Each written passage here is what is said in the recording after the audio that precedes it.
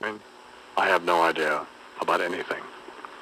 It's not on my screen, so my monitor is frozen with an MSNBC logo. Well, constantly reminded what a source of irritation they are. Here, so, man. I'm not sure that we actually even care. So, yesterday, Joe Tacopina, the defense attorney, was in here and made some sort of veiled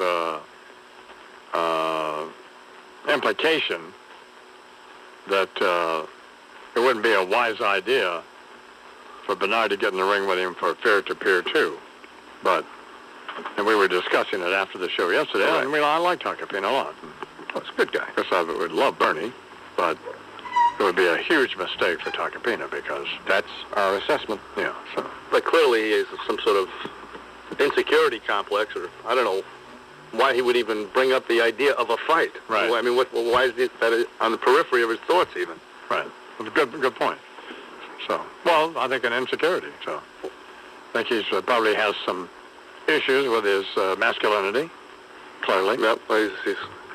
He's kind of a shrimp boat, I guess, and he wants to try to prove himself. He's a classic metrosexual. Oh, my goodness. Well, right down to the subtle makeup that just, and that's all. The gel, more gel in his head, right. And again, the kid's on grown-up snotty, you know. The bleached teeth, the whole thing. Yep. Right. Yeah, Charles claims he wears makeup. So. Subtle. It's subtle. And remember one day he was in here in casual clothes? Yeah. And he wore a tight sweater and tight jeans as if to, try to show off his buff little body. Right. I think he's a half a homo, myself. I'm not kidding. I think there's... Well, what would be wrong with that? Not a damn thing. The only thing wrong with it is hiding it. No, that's true. Yeah. He's like an aggressive queer, that he doesn't know what to do. Open the closet door or beat the bald-headed stooge's butt. He doesn't know what to do. He has 5 kids. He's confused. So Jan Wenner has 4 kids. Sure. Then he married his male secretary. He left his kids. Don't be surprised. Joe Tacopina leaves his kid. Well, no, I don't. Some blonde law clerk, male. Pull a Jim McGreevy on us some days. There you go. Okay. Well, that would be... He's got issues. There's no question about it. Well, he just may not be as gender-centered as maybe you would think. Well, that's a really ugly way to put it, Charles. Why?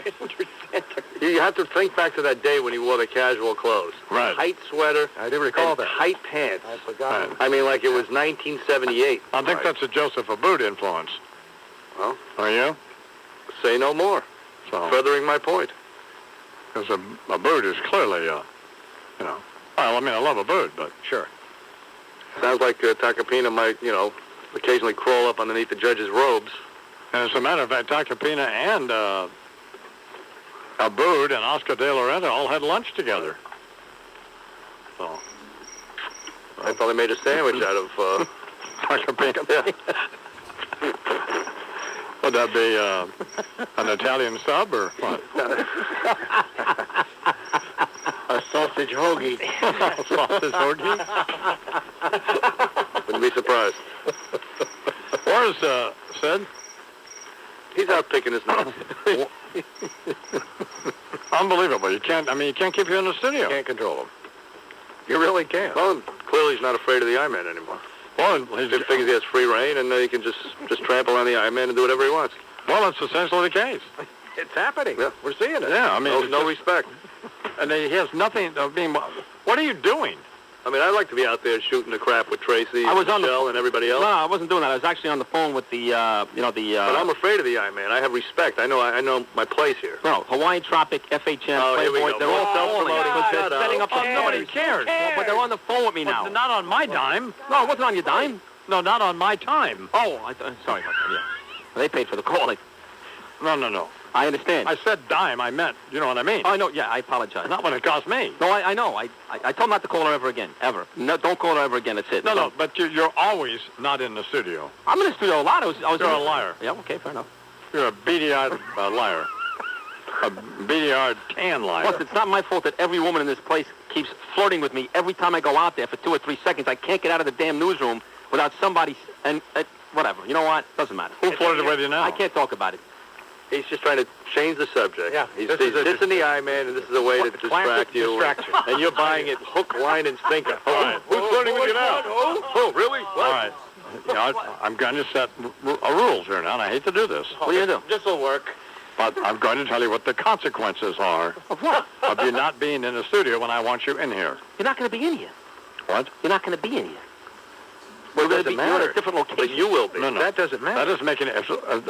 me going to MSNBC is no different than me going to the ranch. Okay, all right. Okay. There's much better lighting at the ranch studio. Yep. And of course, it's far better at MSNBC. That's the difference. Okay.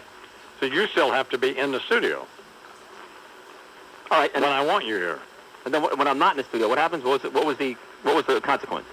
When you're not in the... Next time you're not in the studio... Right. When I want you to be in the studio... Right. You're going to be suspended for a week. With or without pay? Without pay. Oh, double your pay. Ouch. Yeah, no, you get a paid vacation for it. With or without. Yeah. The second time you do it, you're going to be suspended for a month With or without pay? without pay. The third time, you're fired. So it's a 3 strikes and you're out. No, you know what I got to thinking? What? For the first time you do it, you're fired. That's it. That's it. Yeah. With or without pay. That's not realistic. With or without pay?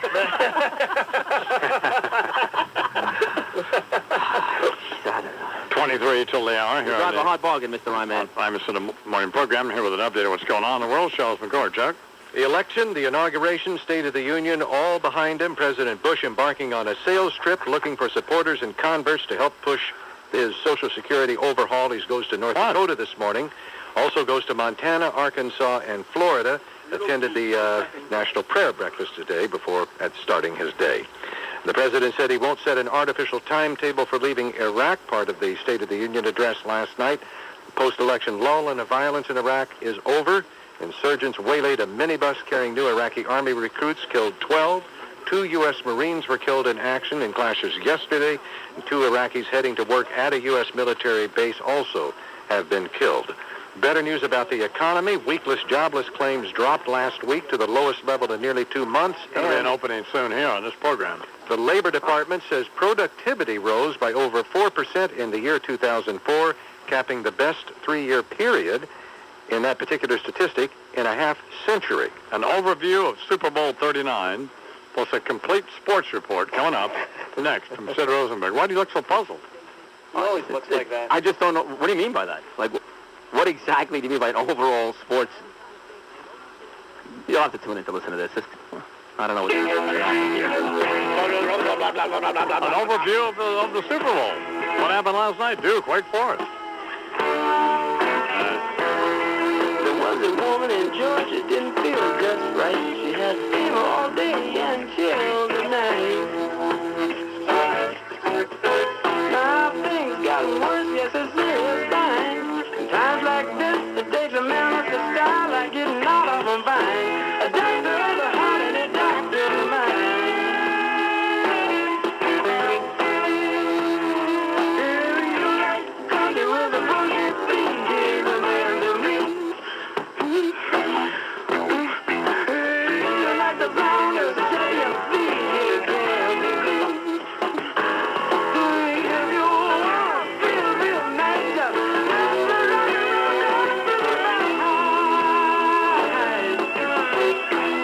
Imus in the morning.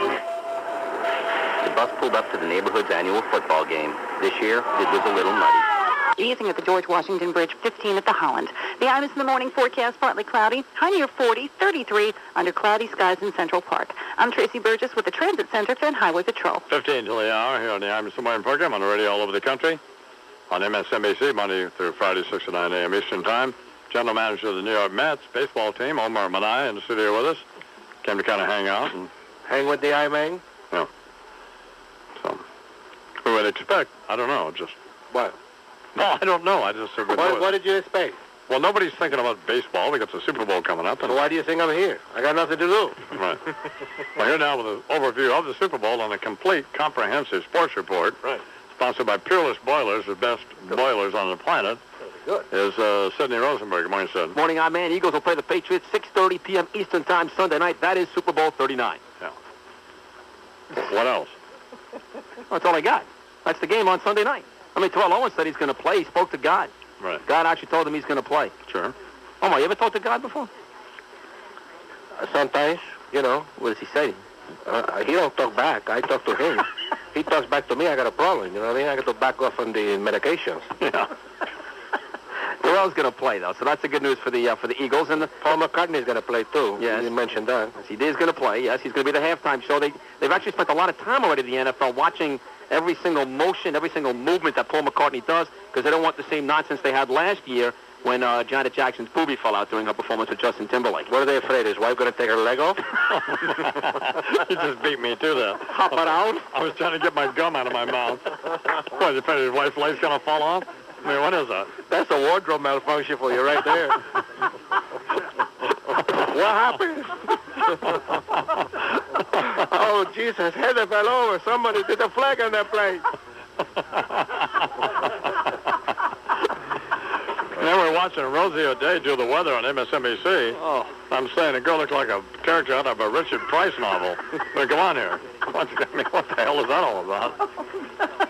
A little makeup, please. I mean, come on. Lou used to love her. I understand that. She gave up, it looks like. It's over now? Yeah, he's going to get a hair straight. Well, she scored 16 for the Sixers last night, according to Seth. In a losing effort. Going up against Ben Wallace. And she's the new Sideshow Bob on The Simpsons. Oh, come on. I mean, Rosie O'Day having the game of her life, Jack. hey, by the way, if we do peer-to-peer, too, we got to get Marv Albert to call the fight. Yes. And he did the last one with all you guys. He was great. Well, Mike and Chris called it. They were fine. They were good. Right. But we'd be, as it occurred to me, be better off having Mike and Chris comment. Yeah. And have Marv call it. and have Marv call the fight. You got to have Marv Cohen. You have to bring in a boxing analyst, a professional, if you will, somebody like, I don't know, like a Tommy Hearns, who's very well spoken. Oh, yeah, that'd be great.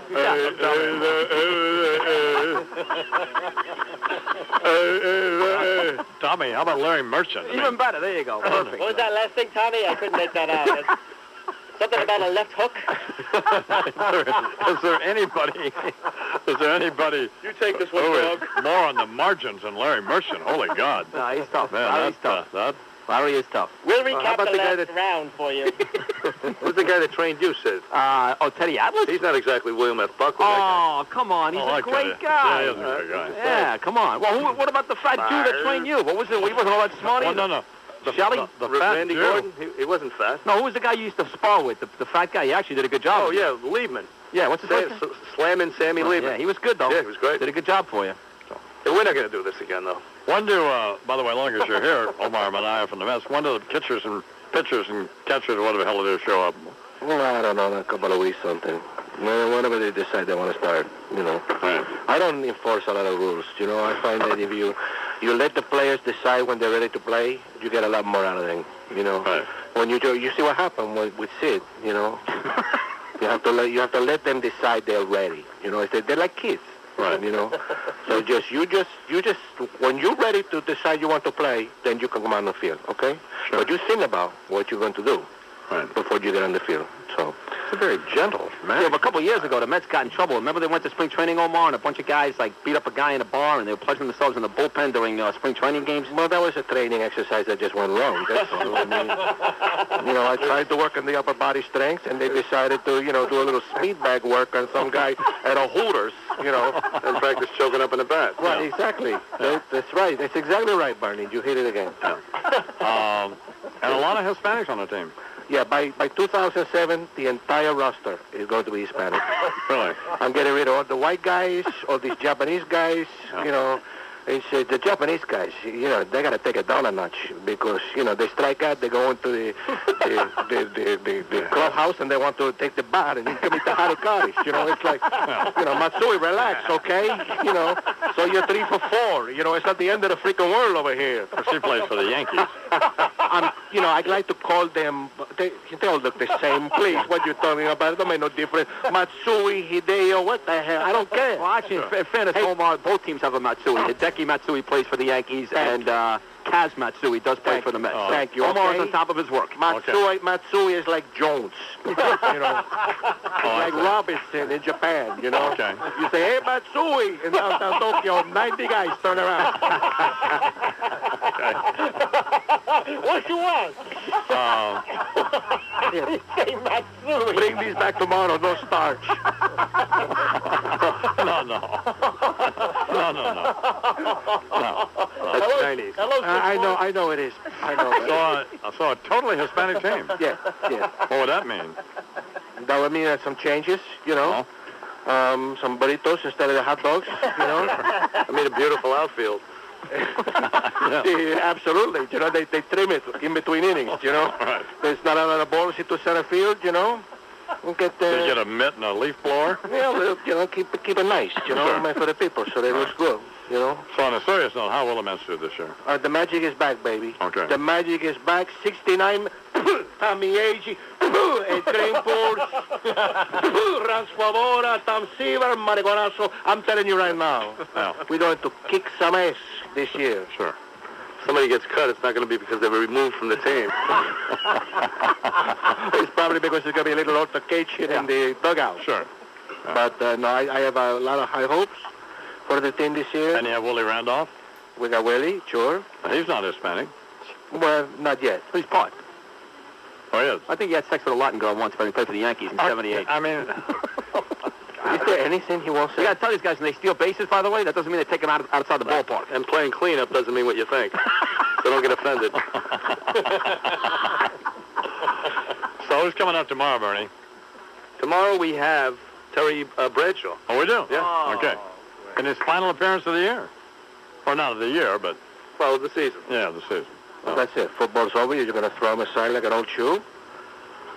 Well, no, I believe me, I could have him on every week. He's an interesting guy. I think you should. What the hell else is he doing with himself? I mean, come on. He's got some issues. That's the thing I'm sort of Get a drug report from him every week. Yeah. Issues. He got a subscription. What are you kidding? No, I understand all that, but I mean, I just, but I like Terry. We, you know, become, you know, an important. Anybody else?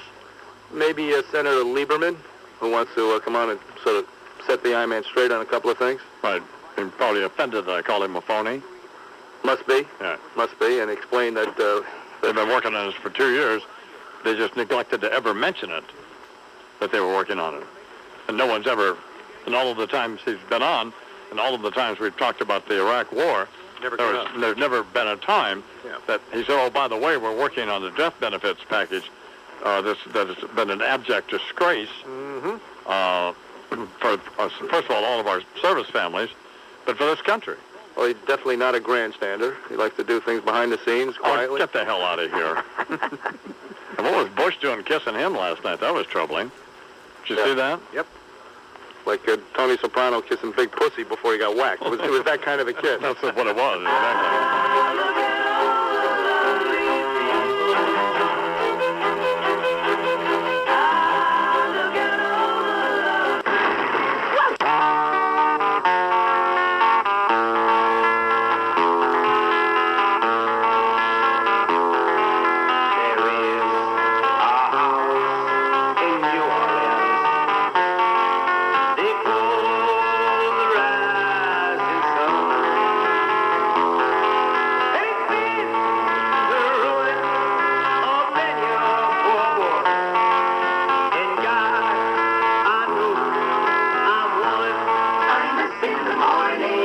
Copyright 2005, Infinity Broadcasting. All rights reserved.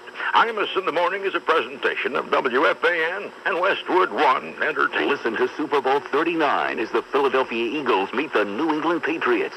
This Sunday, February 6th, in Jacksonville, exclusively on your flagship station for the NFL, The Fan, Sports Radio 66, WFAN New York, an Infinity Broadcasting Station. WFAN 2020 Sports. Good morning at 10 o'clock. This is John Minko. Our Super Bowl update. 228.05. Ooh, it's cold. That's right, my frozen friends. Winter's back with a vengeance. And with over 2 feet of fresh snow, the timing is perfect for Princeton Ski Shop's Giant Stadium Sale 2. Now through Saturday, the biggest winter event is back for round 2 with over $10 million of the best brand name skis, snowboards, boots, bindings, winter clothing, footwear, and accessories, all at savings up to 70% off. Winter's late start has left us with an unprecedented selection of the North Face, Spider, Burton, Solomon, K2, plus dozens more, and we're selling it all at unbelievable savings.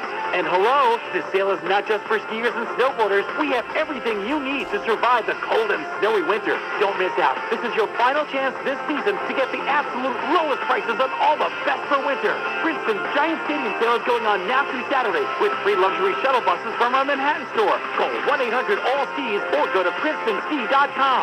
Princeton's Giant Stadium sale, the winter event of the year. Listen to Imus in the Morning, weekdays from 5:30 to 10 a.m. here on The Fan, Sports Radio 66, WFAN, New York. Good idea. Listen to Imus in the Morning. I like that. The big showdown. Jacksonville, Florida. Quarterbacks Donovan McNabb and Tom Brady can help you become a millionaire. Think about that. There's a couple of guys already that don't need that. They already are. Pocket change for those guys. Right. Although Brady is underpaid. Let them do. Now, my future does not lie in being the host of a cable news television show. So nor do I ever intend to be. I mean, that's just not going to happen. And I'm only doing it to cooperate actually with Viacom.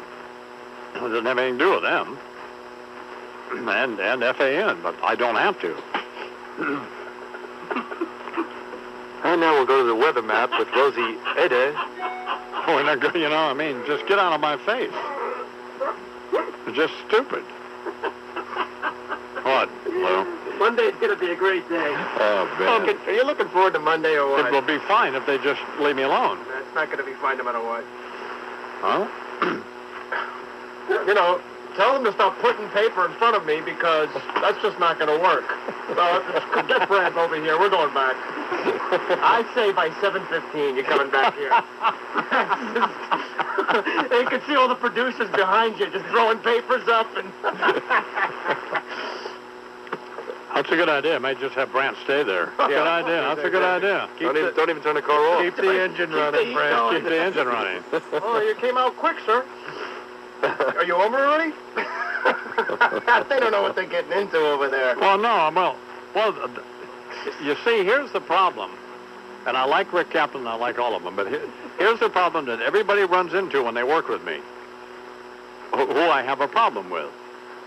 I actually mean what I say, and they don't.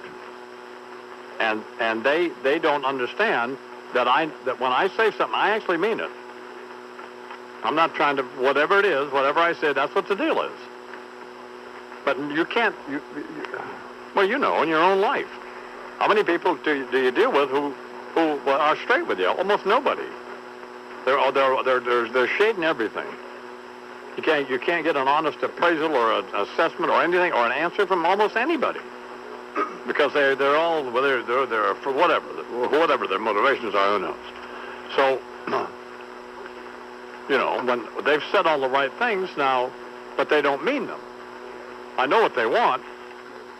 So they think, well, once I get over there, then I'll... But no, that's not true. That will not happen. Oh, no. Remember Scranton. So, remember Scranton. I will just get up and leave because I don't care. I didn't care when I started in Palmdale, and I don't care now. So... Well, this is just stupid, Chuck. Let's go. I mean, this is absurd. I mean, the other morning when they had that stupid plane wreck over there at Teterboro, they had that up on the screen.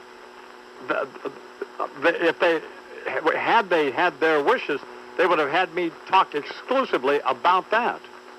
No question. Like that means anything to somebody listening to Denver or Kansas City or Tucson or Boston or any place, or D.C. or any place else in the country. You would have been... You're looking live. I don't care. I mean, I'm unfortunate. I'm glad nobody was hurt, but I mean... Yeah, of course. But in the total context of the Imus in the Doesn't morning mean program. anything. Hold on. Let's go to Randy Meyer, who's at the scene on Route 46. Randy Meyer's an idiot. Is that the Punxsutawney Phil coming out? Hold on. Keep those. I like Amy, but the rest keep them away from me. Don't have them come sit down and do anything. They're already getting crazy. And a little cross promotion with Tucker Carlson on Monday morning. Okay. I mean, that's their problem. Nobody get mine. We stopped having him on this program because he's a dickhead. That's why we stopped putting him on the program. So why would we put him on there? Well, he's going to be doing the But whatever they want to... He's the primetime savior. That's their problem. Rick Kaplan, Well, Rick has lost his mind. Really, it's just... I mean, that is just... It's not happening. Well, no, well, maybe there's some... Maybe Rick knows something we don't. Maybe he is the wizard of Secaucus. He has great news judgment, and he's got some good ideas. Such as? Natalie Allen. Oh, bingo. That was a beautiful news bunny. That's a good idea. All righty. That's not necessarily original, putting a beautiful woman on to read news. But that is news judgment. But I like it. Yeah. So, other than that, why? Oh, I know he's... But...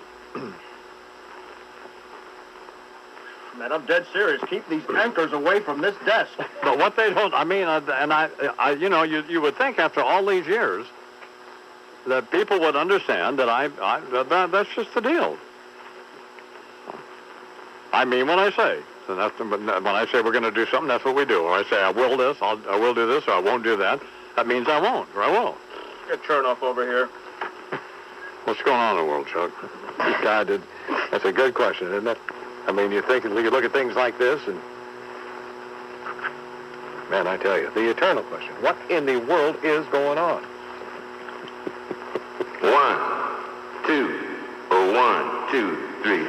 Imus in the morning. If your mattress is causing you any pain or suffering at all, what I'm about to say could hold the solution. First, find time tomorrow to visit Sleepy's. It's the day to take advantage of Sleepy's incredible one-day sale. You like saving lots of money? Sleepy's will beat any other store's advertised price on the same or comparable mattress by 20%, or you get the mattress free. We'll even meet the price on Stearns & Foster, Masterpiece, and... You're right. Where were we? I don't know. Saturday night? Yeah. Don't you remember what store you were in? Man, I was everywhere last Saturday. Let's see. Was I food shopping? Yeah. Oh, yes, I do remember. I do remember. Why were you at the supermarket on Saturday night? Where was Mrs. Sims? I just got to do it all, Don. What can I tell you? She was home telling me to go get the food and cook it. Really? Yeah. I go shopping. I don't know. Do you ever go food shopping? Not in a long time. No. I kind of do it every once in a while. I don't know why. I like doing it. I used to, but... You know, it's one of those things. I'm one of those. I open up the refrigerator door and I start complaining because something's not in there. Yeah. And I just go, okay, I'll take care of it myself. So I went and got it done. The report that I have on the things you bought, though... There wasn't one healthy item in the bunch of Cocoa Puffs and whatever. Yeah, I hear you. Well, there's got to be a reason why I'm overweight right now. So, no, I'm a pretty healthy food shopper. I go get chicken and turkey and all that stuff. You know, it's okay though. So how are you? I'm doing good. I'm down here in Jacksonville. It's got here yesterday. It's been raining nonstop, and today it's cleared up a little, cloudy, cold. It's not great. This is Super Bowl. It's an outdoor arena, right? It is. Stadium. Yeah, you excited about the game? No. No, not at all, huh? Well, I mean, no, it's not true. I always like them. Yeah, I'm always, I'm always curious. I can't wait to see it and see who ends up winning this whole thing. I think it's going to be a good game, so I'm excited about watching it. When you retired, when and where did you do it? What do you mean? When I announced my retirement? Yeah. Well, I don't know if I really ever announced it. I was called into the Giant office one day, and they said, hey, it's been great, but we're letting you go. And so I was just kind of released. There wasn't no thought about it that I was going to come in and announce my retirement. No, I was just kind of, I was basically cut. So there was no stand up in front of the people and go, it was great, it was fun, and I got to go. I didn't get to do that. Did you want to play anymore? Sure. We did. Sure. I was ready to go in and ask for a raise. So that tells you how I was up on what was happening with the organization. How delusional you were. Yeah, really. What the hell was I thinking? Assessing your own abilities at that point. I remember that. Yeah. I swear, I've told people this story many times. It was I think it was early May of 1994. No. Dan Reeves says, I need to see you in my office. And I figured, oh, okay. He wants me to come up there and sign some footballs and all that stuff because he's a big charity guy. Yeah. Always doing stuff for charities. So I go in and he gets behind his desk and I look over and I see his face and I go, oh man, I could see he was really nervous. And he goes, Phil, we're going to have to let you go. And I just go, you're kidding. And that was it. Hey, all right, thanks, Coach. That was it. So I drove home, got home, and I say to my wife, I said, you're not going to believe what just happened. And she mentioned somebody. She goes, he died. I said, no, it's much worse than that. I got cut. That's how it happened. So you're talking about Emmitt Smith because he retired yesterday? Did you try to sign with anybody else? Yeah, I did go through the motions a couple times. I almost went down to Cleveland and signed with Bill Belichick, who was the head coach there at the time. And that didn't work out. And then I just said, to heck with it. And, nobody in my family, my wife, my kids, they're in school. My sons get ready to go into high school. They didn't want to relocate to another city. Oh. So if I would have played, I was going to have to go by myself, and I wasn't going to do that. And that's how I got in TV. How old were you then? 39. At that point when you retired? Yeah. That's enough. Get out. Well, it's never enough. It's not? No. Haven't you had enough? At this point, yes, I have. But I have a contract I have to fulfill. You don't have to. You could quit. Well, I could, but I have a responsibility to the shareholders. Oh, there you go. See, it's never, Don. Oh, no, I mean, it's just... Yeah, I swear, I don't know if it's ever enough. I have a loyalty to certain people in this organization, Joel Hollander, people like that. That's good. So did I. Yeah, I've had enough. What's that? I've had enough. I like coming in here. It's fun, laugh, and yuck it up every morning. But, if tomorrow they said, that's it, fine, man. I'd be out at the ranch. And oh, you'd miss it. You might, it'd take a while. How long have you done this? My gosh, I think of a pro football player. 221 years. That's right. They get rid of pro football players in their mid-30s or whatever. Yeah. I think you're a little past that. I'm just guessing, of course. I had Terry Bradshaw on this morning. Did you? Was he just out of control again? I saw him down here on TV doing some local stuff. I got to tell you, it was hilarious.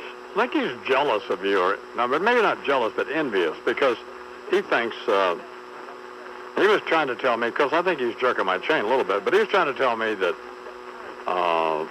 he's been married 3 times, and he said, when I was a kid, I just expected to marry my high school sweetheart, grow up, have some kids, get the house, a white picket fence, or whatever. Yeah. And live happily ever after, and that's not what happened.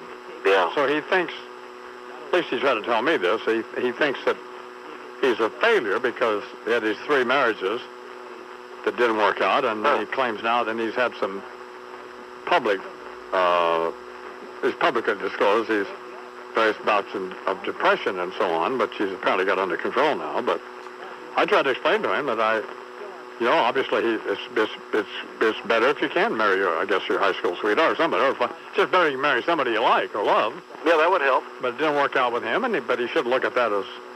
Yeah. But then somebody told me he was just trying to make me feel sorry for him. So. Yeah, don't feel sorry for him. I don't know if I ever told you this, but, growing up, Terry Bradshaw was my idol. Wow. Yeah. He was the man.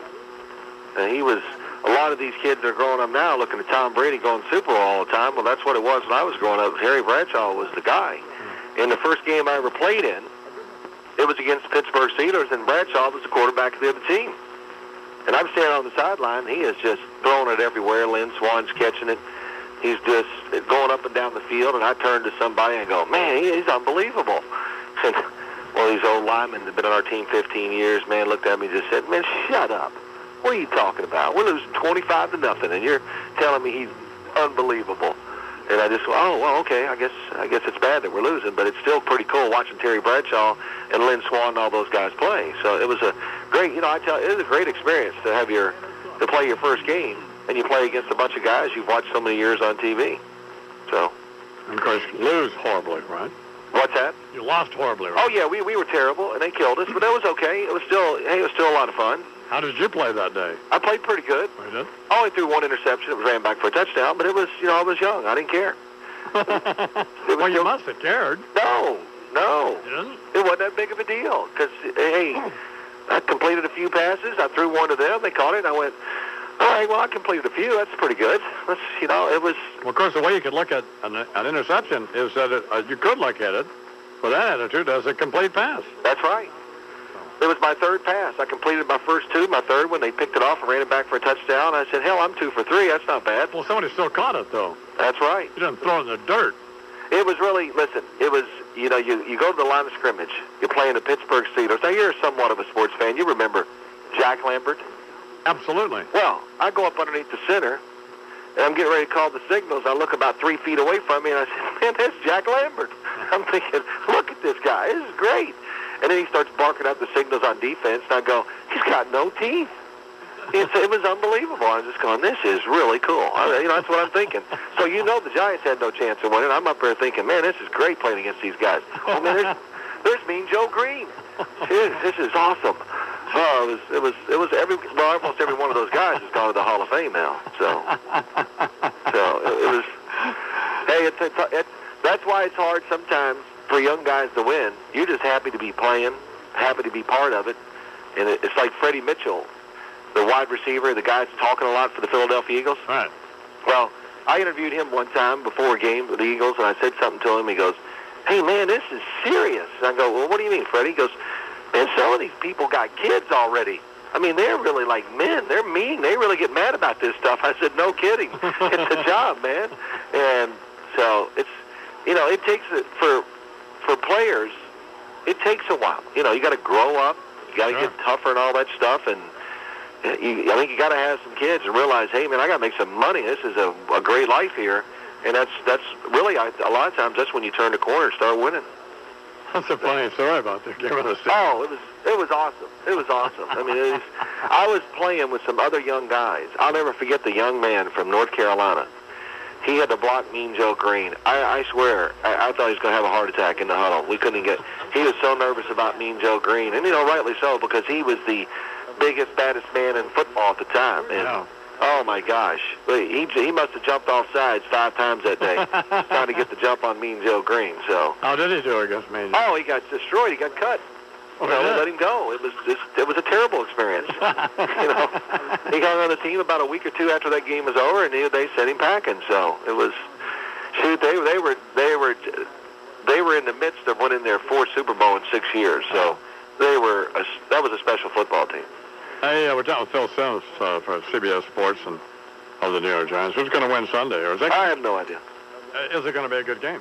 I think it really will be a good game. I'll just say this. Of course you have an idea, by the way. That's a lame answer. But, wait, picking these games, honestly, I do it with a bunch of guys. I wasn't even 500 this year. No. I can usually have a feel for the games we're doing because, I'm talking to all the coaches, and they're giving me all the stuff and the players, and I go, well, of course you're going to win. I can figure it out most of the time. But when I'm not doing the game, I don't get all that extra information. But I think it's going to be a good game. I think it's going to be exciting. I think both teams are going to gamble and take chances and not be afraid. I just really feel that way. And I think for the Eagles to win, Donovan McNabb is going to have to be great. And I think that's possible. He's played tremendous. He is a tremendous player. And, when you watch him, I kind of believe this stuff, too. He is so relaxed, loving all the stuff, the people talking to him. And he doesn't care if you put it all. He says, hey, if it's all up to me, then we'll be okay. So when guys kind of talk like that, and they're like him, I know it's from their heart, and they believe it deeply, and I really do believe he's the key to the game. If he's great, then I think they have a chance to upset the New England Patriots. It's been fun. I actually mean this. Well, of course I mean it. It's been fun having you. You're a great guest. It's been fun having you on, and I appreciate it. Well, I appreciate it. We look forward to doing it next year. I guess the next time I'll talk to you, we'll be getting ready to play golf again. That's when it kind of starts up every year. The North Fork Bangkok Classic. There you go. So, we got to come up with something this year, some kind of way to do it to make it more exciting. Maybe try to humiliate somebody. That's always good. We all enjoy that. And then you got to tell me. You give me your prediction for the game. That's what I want to hear. I'm guaranteeing an Eagles victory. You are? I have no idea. Oh, you have no. I would think the Patriots would win, and I think they'd win fairly easily. But then who knows? Yeah. I mean, you're right. Who knows? I think the Eagles are good enough and have enough. I think they can pull an upset. I do believe they're capable of that. And I'm leaving. I'm down here in Jacksonville, so I'm going home Sunday. I think this is going to be the first time that I've watched a Super Bowl since 1978 that I've watched one in my house. So I'm pretty excited about sitting around with all my family and people and just sitting down and watching the game and really enjoying it. Well, have fun, and thanks for doing this. You got it, Don. Thank you, guys. You're welcome. Oh.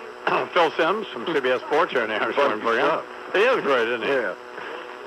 Man, he's become solid. And he really is. I like him. You women need to get your middle-aged man. Oh, yeah. Get your middle-aged man.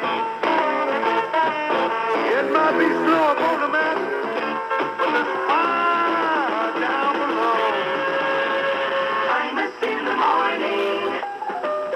The coffee box. And it's kind of expensive because it's one like, remember the thing that fell out of Russell's ear? Oh, yes, sure. So it's like that. Looks like cheese falling out of his ear. Yes, I do.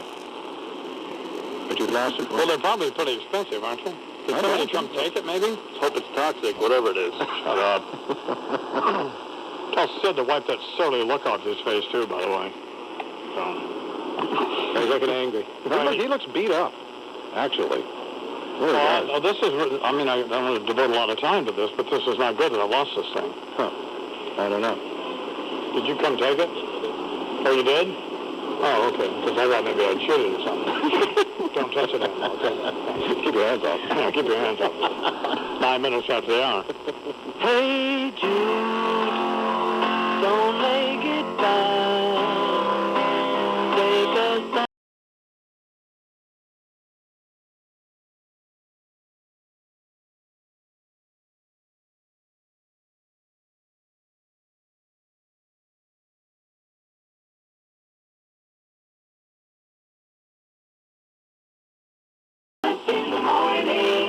Every day, every year is a new challenge, and that brings out the best in everyone in the company, because in order to continue to find places to discover oil and gas, to find places to explore, you really have to be on top of your game. We're here at the New York Stock Exchange with Larry Nichols, Chairman and CEO of Devon Energy Corporation, one of the largest oil and gas companies in the U.S. We're a company that is very much focused on the long term. We have built this company with certain goals in mind that we have pursued without any deviation for decades. Nichols on employee empowerment. Unlike some companies where authority is all held at the top and only a few smart people at the top try and make all the decisions, we try and have everyone in the company use all the ability they can to grow it as professionally as they can. On being listed on the New York Stock Exchange. Employees like to be part of a large and successful company, and trading on the New York Stock Exchange is another way of saying you're a large and successful company. The New York Stock Exchange.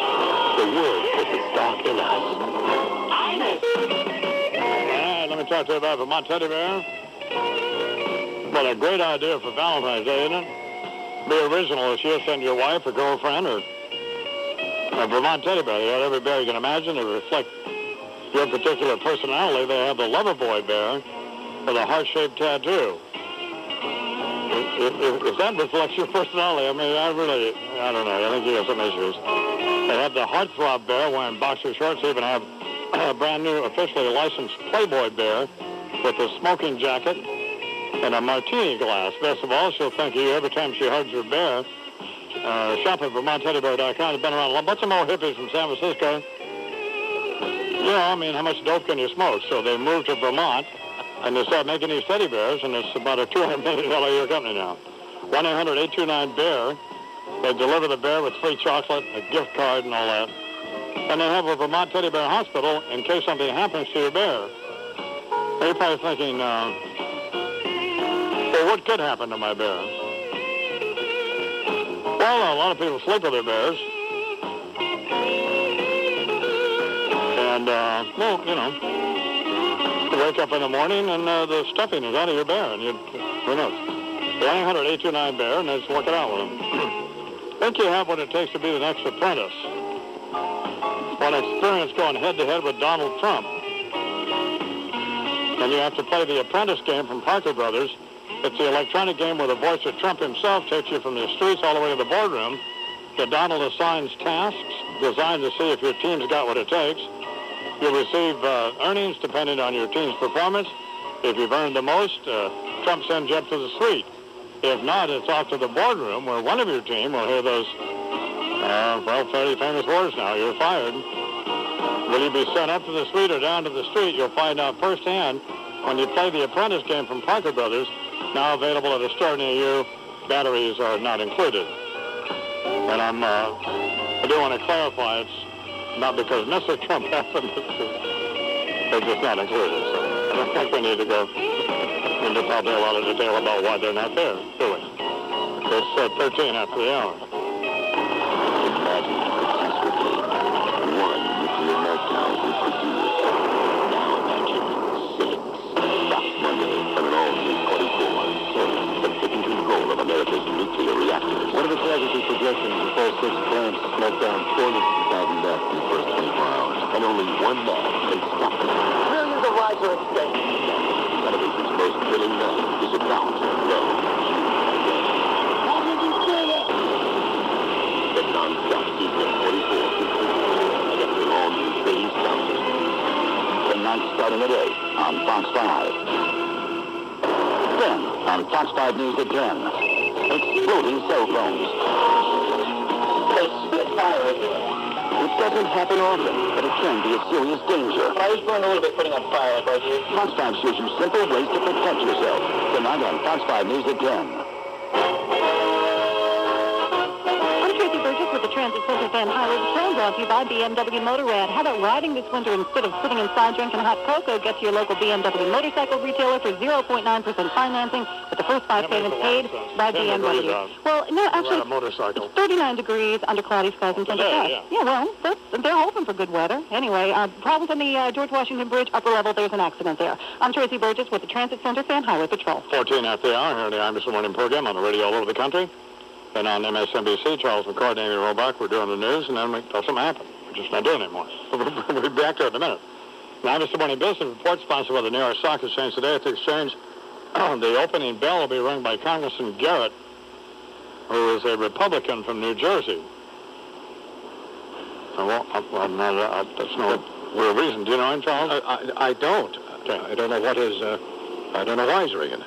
Okay. The closing bell will be rung by Nantai Electronics board member and founder Ming Kwang Yu, who celebrated its second anniversary of listing. What? Nothing.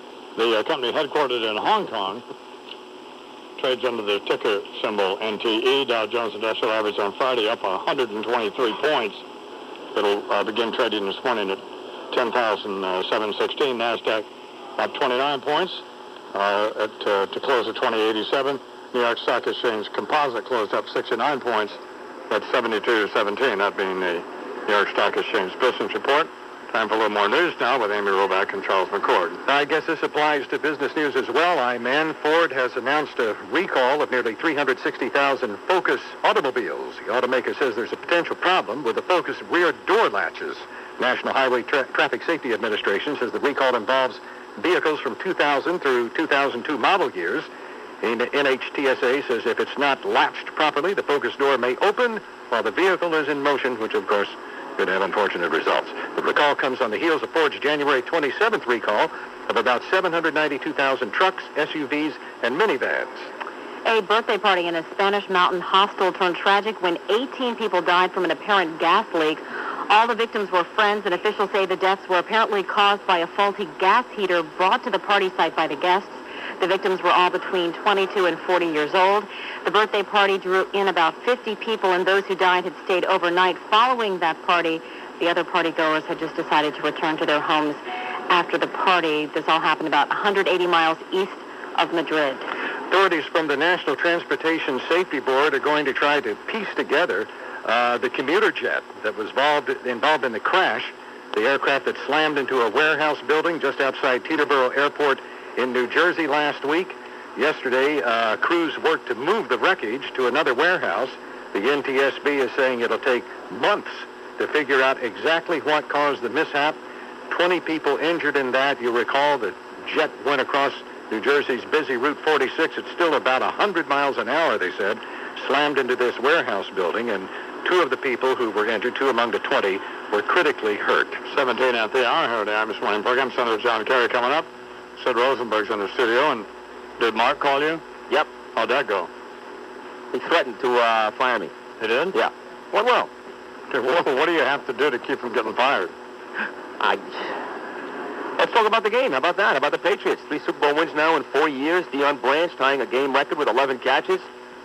Tom Brady almost getting his 3rd MVP. Would have joined Joe Montana as the only quarterback to ever do that, Super Bowl MVPs. Who was the MVP? Deion Branch was the MVP. Oh, okay. 11 catches yesterday, tying a record set by former Bengal tight end Dan Ross and former 49er wideout Jerry Rice. Branch was awesome yesterday afternoon, open all day long. And the Patriots win for the 3rd time in 4 years. A valiant effort by the Eagles. Terrell Owens had a monster game as well. 9 catches over 120 yards, playing with a broken leg. Eagles did tie the game 14-14 in the 4th quarter, but the Patriots scored the next 10 points and finally put the game away 24-21. The Eagles did have the football with a chance to move downfield and tie the game with a field goal late, but they had no timeouts, and quite frankly, the time management was terrible. They seemed to take their time there for some reason, and they fell short. Rodney Harrison picking off Donovan McNabb, the last play of the game. And the Patriots beat the Eagles 24-21. Well, even before that, I mean, but the time management there in the final seconds was awful. But then in the possession before that, boy, you look awful. Oh, man, you just look brutal. Yes, I do. Yes, I do. So why were they walking up to the line and I don't know. Bad job by Andy Reid. Going to the huddle and all that? Well, just no sense of urgency whatsoever. You're down by 10 points in the Super Bowl. You need to score a couple of times. I was surprised also that they were kind of lollygagging there. It was a bad job by Andy Reid and the Eagles in general. Mm-hmm. It almost seemed like the Eagles were happy. It was a close game. They were in it. They had their opportunities. But even when the Eagles tied the game at 14-14 in the 4th quarter, watching it at home, I never felt like the Eagles were actually going to win the football game. No. Never. How'd it go when you got home, by the way, with Mrs. Rosenberg? It was all right. Yeah. Well, what? Yeah, it's good. Where are you sleeping? Funny you should ask that. 19 after the hour. Now Brady throws downfield, and it is caught by Branch. A spectacular catch that was nearly intercepted by Sheldon Brown. They both had their grip on the football, and it ends up in the hands of Branch, and it runs down.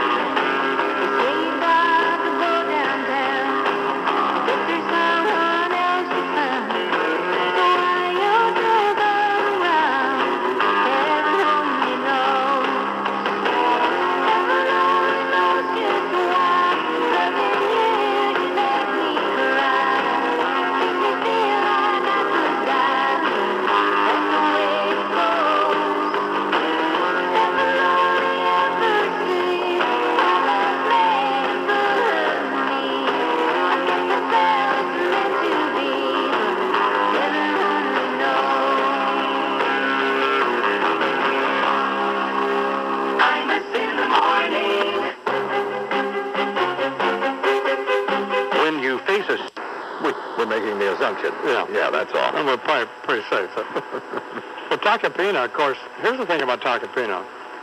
He's very easy to push his buttons. Oh, man. Very sensitive man. Yeah. So, and you just have to wonder how he's going to do with... we don't want to make Bernie go through this again, do we? Well, we made $150,000 last time for the ranch. That's the only thing. Yeah. So, This is very noble, very worthy. Yeah. Worth the endeavor. But Sid is a much bigger star than Tacopina. But how great would it be if he had to appear on Good Morning America the next morning, with a swollen lip, black and blue eye, yeah, and a missing tooth? But that's not going to happen. Well, I can't guarantee that it will because, again, he's slightly younger and he is a tough guy from his hockey college days. But I would do my best to make it happen. Let's put it that way. And it might be worth, But I don't think he's the same kind of draw. I don't think he has the same kind of marquee value that Sid has. You? Just another television shyster who nobody cares about, a rent-a shyster. Yeah. Right. Well, yeah, but Bernie does. Bernie has tremendous draw.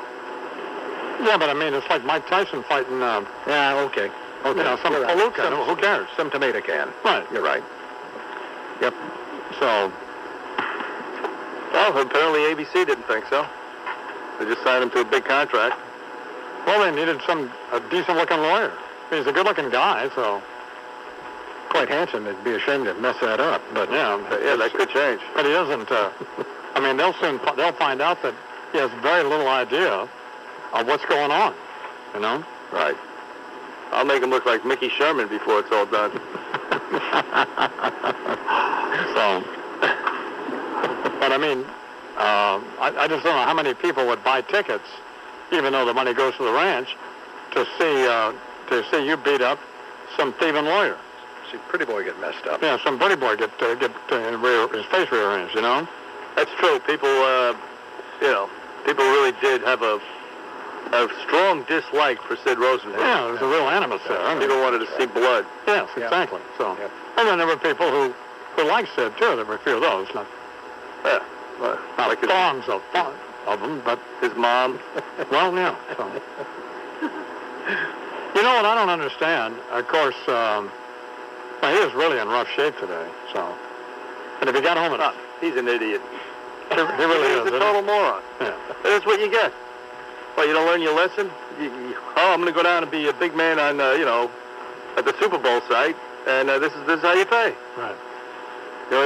Big shot at all the parties, and then, you feel like a total fool the next few days. You just pay for it in spades. It's not worth it. And you had to believe that he made a real fool out of himself there. Oh, no question. It's a wonder he wasn't arrested for something. Right. It's an absolute wonder. All right. I guess that was the first time Kerry'd ever actually sort of halfway apologized for that lesbian comment, right? Yeah. Never been any reports of an apology anywhere else. I thought it was interesting that they informed me that if I knew anything about the gay community, I would know that that's what you call those people, lesbians. What did he think I thought? Do you suppose? Well, dykes, carpet munchers, Bump divers. That'll be fine, Sid. Sorry.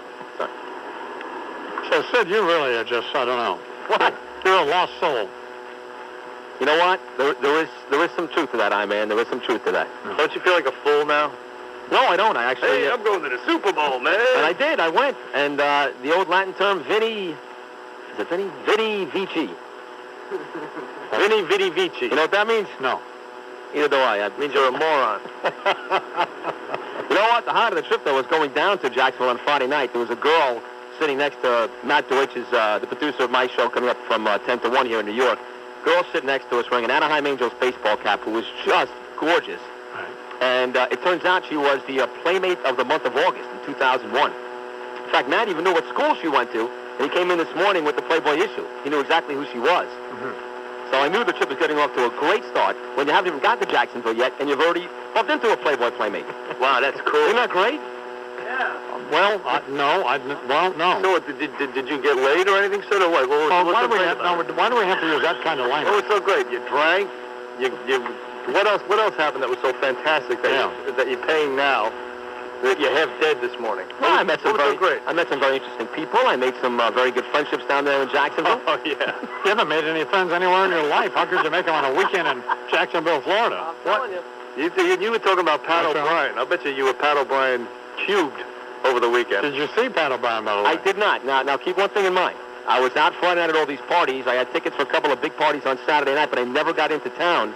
But even looking at the local coverage down there, where they show any celebrity at all the parties, there was never a picture or a mention of Pat O'Brien. Not one. Maybe Pat learned his lesson at the Trump wedding. Or maybe he just wasn't invited. You ever think about that? Ugh. Like, what the hell do we want to invite Pat O'Brien for, that loser? Now, I gave my tickets away because I just couldn't make it down there on Saturday night, but there was no mention of paddle wine. What did you do Saturday night?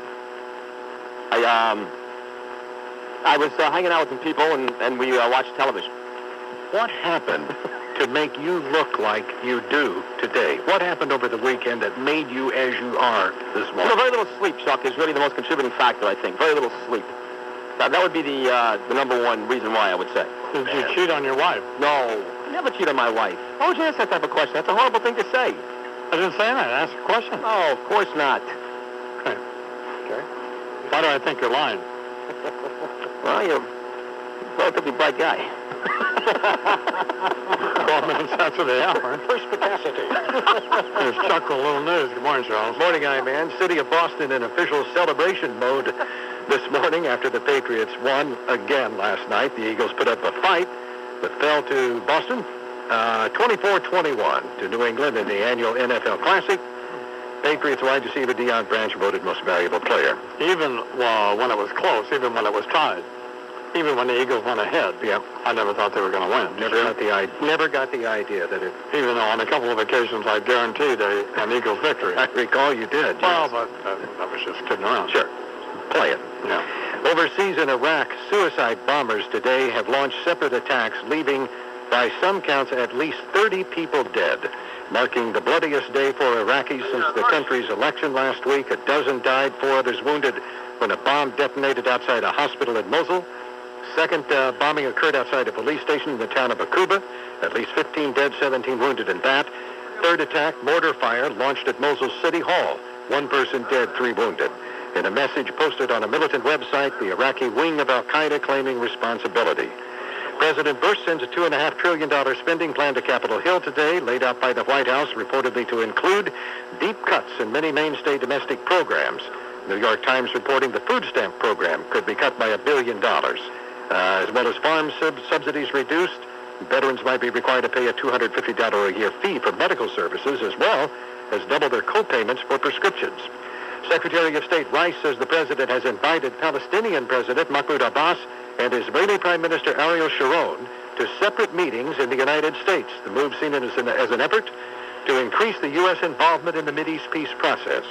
Now, Dr. Rice finishing 2 days of meetings in Israel and the West Bank with announcements that both sides have accepted the invitations. She called the present moment promising for the Palestinians and Israelis as the two sides continue to push for a two-state solution. Palestinians voted last month for a president who ran on a platform of democratic reform, a negotiated settlement to the conflict between the Israelis and the Palestinians. Why did you shut up the new Secretary of State on her firstborn trip? I don't know. It's just enough? I just couldn't take anymore. I probably shouldn't have been so rude to Senator Kerry, pointing out when he went into the long dissertation about whatever the hell it was. You were sitting there with your... Well, I did. I figured out how to operate his computer here while he was talking. That was good. Yeah, well, your time was well used then. Yeah, so... that was... well, it's nice to have him back in the fold, and now we'll just go from here. Sure, move on. I just... the guy... I heard Russert tell him... Russert will be on Wednesday, by the way, if he's not doing something. I can't imagine what he would be doing. Right. The guy who wrote Unfit for Command is threatening to move to Massachusetts and run against... I mean, what's the point of all that? Hates him. Absolutely despises him. Loathes him. Mr. Kerry. And apparently he's just not going to let up. Why do people want to see these, maybe Bernie, you know, what does everyone expect is in, if he signs this Form 180 and they release all of his military records, what do they expect to find? That's an excellent question. We don't quite know how serious the wounds were, if at all, how superficial they were, if he did, why he was only in country for 4 months, how you could, acquire so many medals in such a short time, or who knows what, but why not release it? Why not release all that stuff? I mean, what is there to hide? Why not just put it out there? Well, he said he was going to. Exactly, but why did it come to this? Is the question. So who knows what's going to be in it? And if there's nothing to hide, then let it out. Well, the implication there, of course, we know where you're coming from, being just half a Nazi. And that's just wrong. Nobody supports former war heroes than myself. No. And if he is that, he deserves the praise. What do you mean, if he is that? He is that. Well, if he was there for 4 months or 4 minutes. If you're going to run on your Vietnam War record, then let us know everything about it. Don't hide stuff. And there are some legitimate questions that have been thrown out by this guy, John O'Neill, unfit for command. Well, at least release the records, and let's see what the doctors have to say. Because without question, all of that did have an impact. You two are just it did have unbelievable. It did have an impact. Who reported that? Bernie wasn't even in the service, and you were a nurse in the Army. Oh, no, I'm not defending him. I joined the Marines. Around with a bedpan. I joined the Marines when I was 17 years old. Well, what happened? How long were you in? Not very long. Okay, well, I joined when I was 17, and I was in for 2 years. Whoopee. Lee Harvey Oswald served for 2 years. I'm not that impressed. I'll see you at 10:30 this morning, on which I will administer a beating to you, so get ready for that. Here's the handoff to Gillen, running to his left, cuts back the other way, to the right, to the 20. He's down to the 15, down to the 10, refusing to go down with Eagles draped all over him, and finally he is taken down. I can see Corky Lang now, sitting there in the hotel, pen in hand, notepad, trying to come up with an idea for a tune.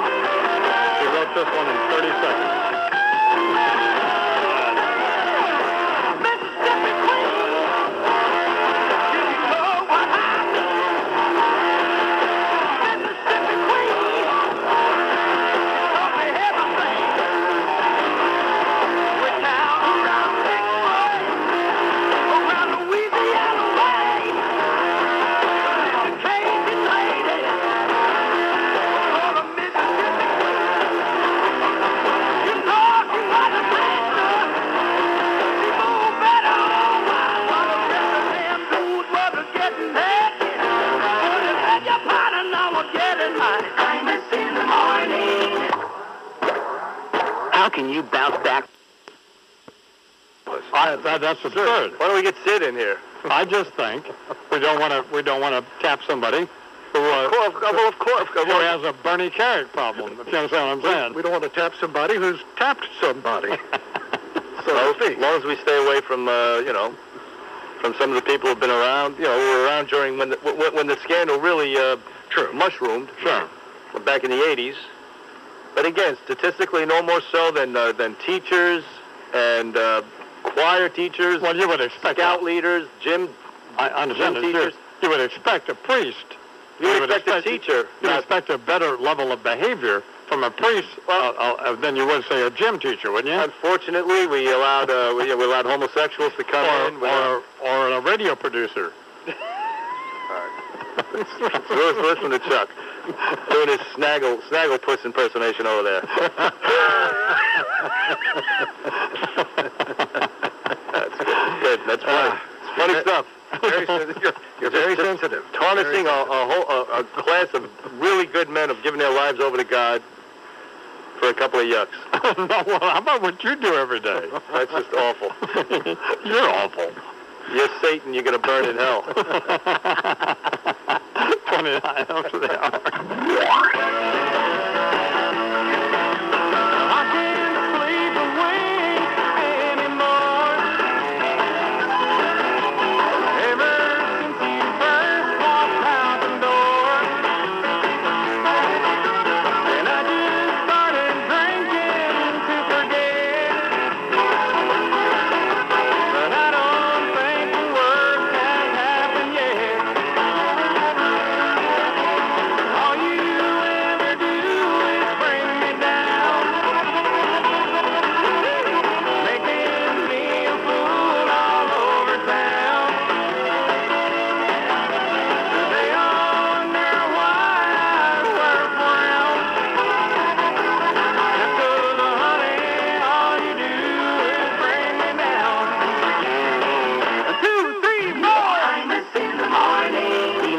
sometimes you can't get a song out of your head? Yeah. Producer down to Jacksonville so we can make some connections. So I got to pay for our flights. So yeah, I had to stop off in Atlanta. Well, why should FAN pay for you to go Why to? not? Why not? Every other station pays for the guys to go to the Super Bowl. They pay for Mike and Chris to go. Because they reported from there. Yeah, but you know what? Though, it's better for the show. And my producer goes down there and he made a bunch of contacts this week, and that's only good for the station. What kind of contacts? What did he contact? No, he met some important people. He met, a couple of sports guys and a couple of agents and a couple of madams. Hey, how lame was it that Fox that they had to call it the best darn sports show ever? Please. Silly. Just silly. What was that all about? No. That's straining it a little bit, don't you think? And then John Sally or whoever they had, Michael Strahan or whoever they had doing something, they were saying the best damn sports show. Mm-hmm. And some guy came on camera and corrected him. Did you see that? I did, as a matter of fact. No, we're not doing that. That was really, I don't know. Yeah, please, tedious. What is Tom Arnold on, by the way? Done well for himself, though. This show Not is the actually Atkins brought him back. diet, that's for sure. No. Not the Atkins diet. He's married, though, to a gorgeous, gorgeous woman. Oh, my God. He played it smart. He married that fat pig, got millions and millions of dollars, and now he's good to go. Kind of like the guy, but... What's not to like? He's an American dream. He really is, isn't he? Oh, my God. It's the best story ever. Yeah. He paid his dues, though, as you said. No, big time. Big time. That cow. Well, he's not exactly, Joe Tacopina, by the way. No, he's not. Or the I-Man, you know what I'm saying? No. You had me with the Tacopina part. You lost me. Was that afterwards? So, what will Benigno, have you talked to Benigno? I spoke to Benigno. Yes, I did. What did he say about the game? Well, Benigno, my partner up here for the 10 to 1 show, is actually sick of the Patriots. He's a diehard Jet fan. They play in the same division. So he's hoping now that Romeo Cannell, the defensive coordinator, is leaving, and Charlie Weiss, the offensive coordinator, is leaving. He's hoping now that maybe the wheels fall off, and this will be the end of the Patriot dynasty. But we're all in agreement here that it was an exciting game because it was a close game. They were actually tied going into the fourth quarter, but it wasn't a very well-played Super Bowl. Lots of errors and turnovers, and overall not a great game. Close, which is good, but not a great game. Why would they? I mean, what's wrong with the Patriots? They seem like a great team. Well, they are a great team. Seems like the coach is a great guy. Yeah. Don't you guys have him on all the time? Yeah, Bill Belichick, the coach of the Patriots, actually likes Joe. Tom Brady, a great guy. Yeah, a great guy. I mean, Singing along to the national anthem with his hand over his heart. like he should be.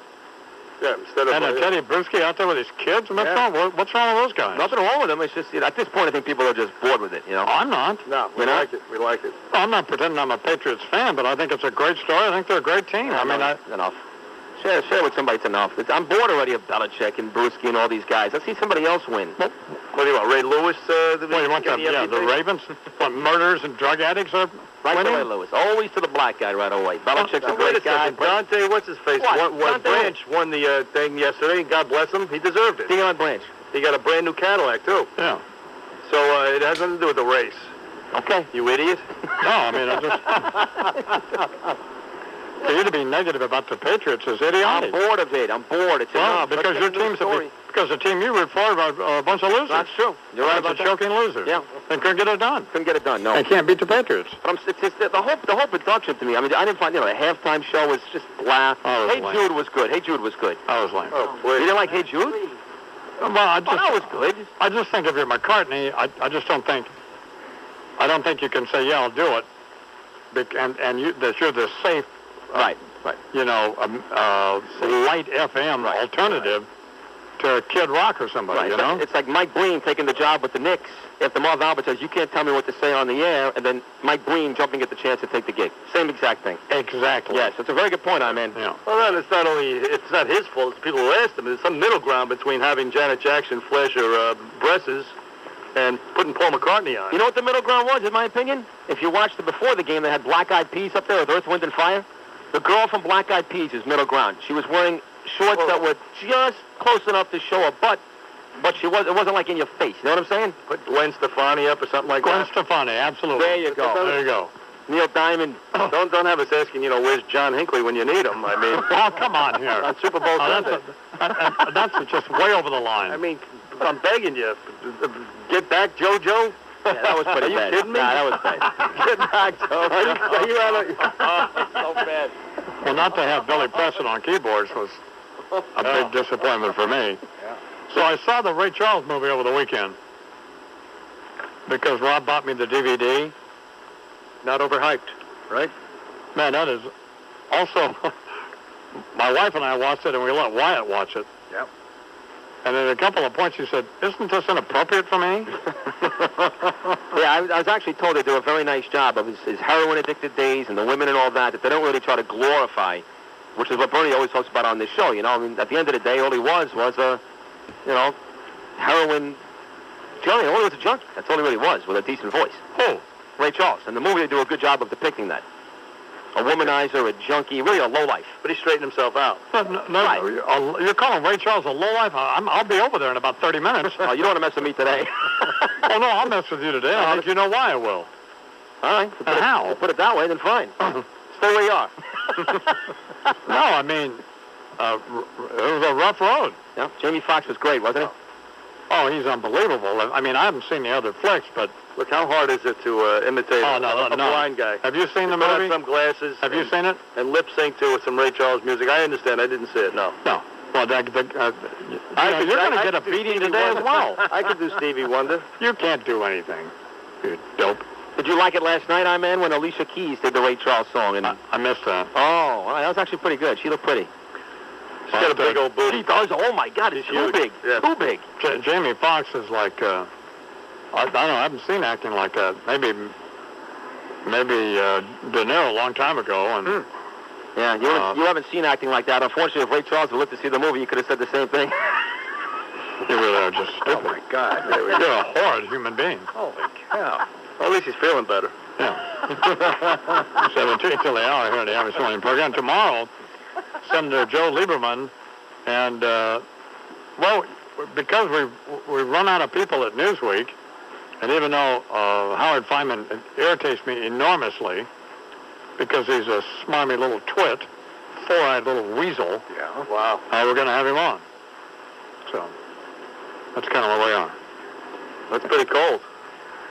Well, why? A loyal guest of all these years?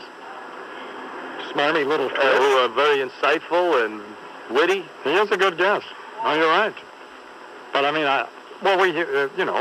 it's his time to be on again, and so Tom Bowman just walked over here. Boy, that's really, man, that is. What's the matter? That's troubling. I don't like it. So, hey man, I can talk to you here. Oh God, that's just kind of shuffles around here, just like. Oh, he's got to be thrilled to have you there. Well, he seems fairly happy.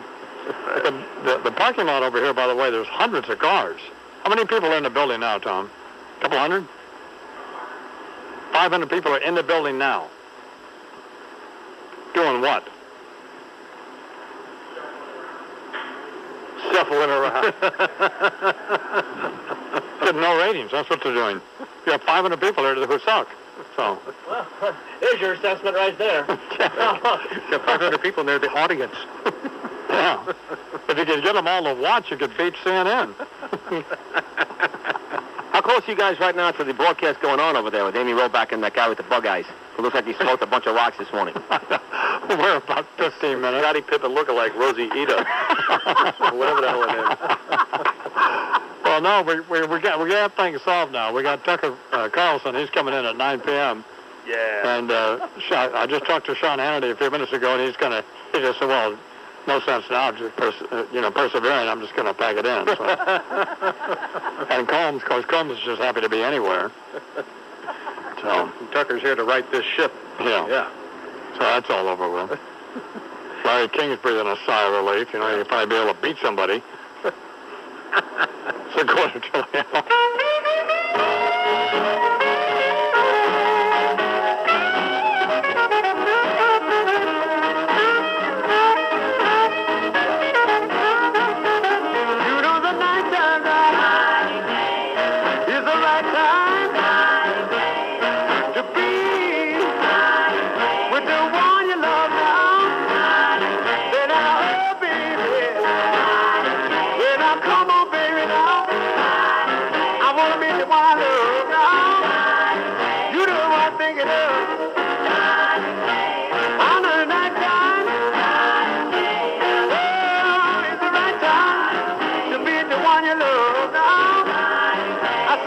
the one you love.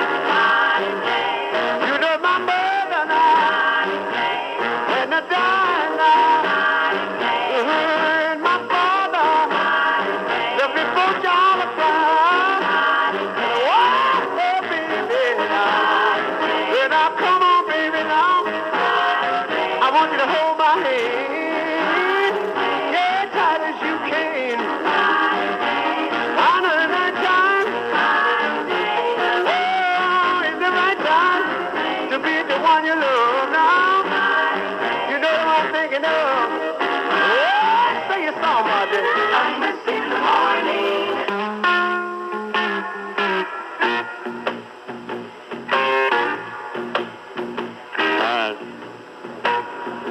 Just occurred to me that I might have something to read.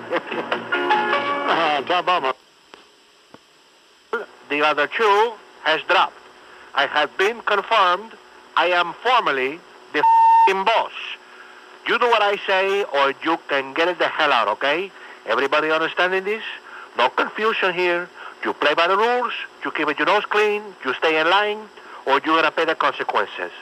And when it comes to consequences, I don't play around. Remember, I'm the guy who thinks it's okay to attach the jumper cables to the nutsack. I want everybody to know the Patriot Act is coming back. I am so serious about taking on terrorism that you so much as eat a falafel, I will have probable cause to stick you in leg irons, okay? My first act as Attorney General will be the mandatory death penalty in every state of the Union. If it's good enough for Texas, it's good enough for the rest of the country. And so I'm going to start things off by frying somebody famous to make a point. I had a lot of choices, believe me. Michael Jackson, Hillary Clinton's, Emmett Smith. But due to my allegiance to the Lone Star State, and after watching him announce his candidacy on the Imus in the Morning program the other day, it has become very clear to me, Kinky Friedman must die. So tomorrow at dawn, Attorney General Alberto Gonzalez will throw the switch that will serve up a hot, steaming order of Southern Fried Jew-Boy. Extra crispy. Jesus, is he tedious enough? Bad enough, he's got 60 Mexican third graders playing Yellow Rose of Texas on the violins, exploiting them like they're some 45-cent a day Nike sneaker sweatshop workers. But then with the cigar and the Billy Joe shavers and the Greenwich Village hipster rhetoric, I can't wait to get this bastard into the hot seat and send 50,000 volts through his culo. Throwing his Stetson in the ring and doing it at the Alamo. If only it had been at Dealey Plaza. I would have been up in that book suppository so fast it would make your head spin. And then, of course, his. He whip it around screaming, Jesus Christ, what the hell was that? It's the early election results, Kinky. Guess what? You lose. Ready? Hello. All right, now I can't hear it. Okay, let's go. Ready? I'm hearing everything. All right, applause. Thank you very much. Jesus. You want all that echo in there? Okay. Thank you very much. Can we turn him down? Oh, damn it, Jeff. You don't even need a microphone. Just take that stuff.